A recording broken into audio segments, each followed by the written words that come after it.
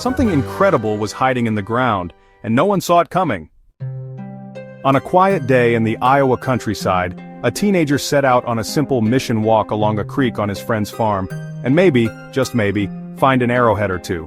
It's something he'd done many times before.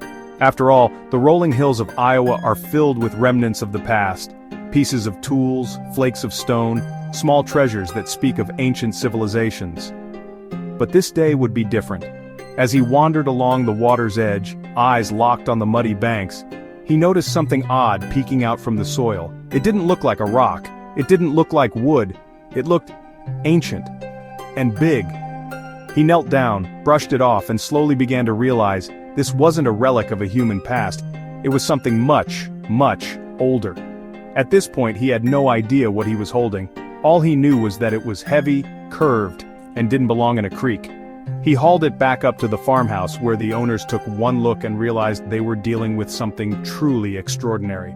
They quickly wrapped the object in plastic to keep it moist and prevent it from deteriorating. Then, they made the call that would change everything. It turns out what that teenager had discovered was a 34,000-year-old mastodon jaw. Yes, a jawbone from the Ice Age, perfectly preserved beneath Iowa's soil for tens of thousands of years.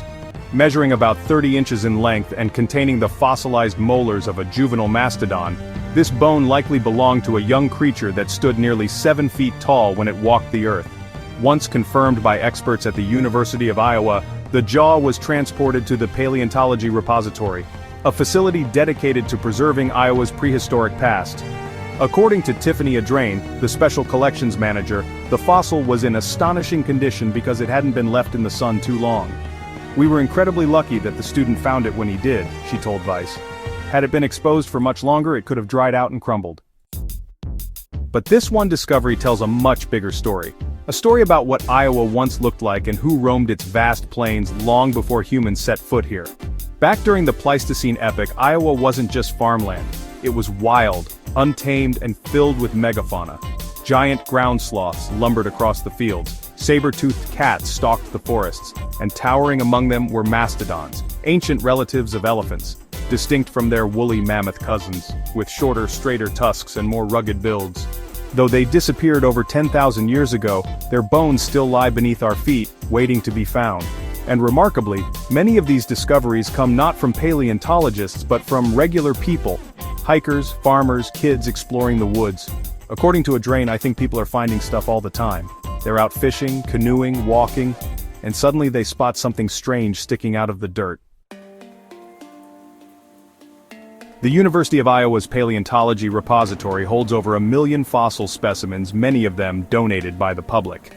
Around 148,000 of them have already been cataloged, including skulls, vertebrae, and tusks from some of the most incredible creatures to ever walk North America. This newly discovered mastodon jaw now sits among those treasures, a testament to how much history is still hidden in plain sight. And it also raises a tantalizing question: if this massive jaw was just lying by a creek, what else is still out there? Adrain is hopeful that more discoveries are coming.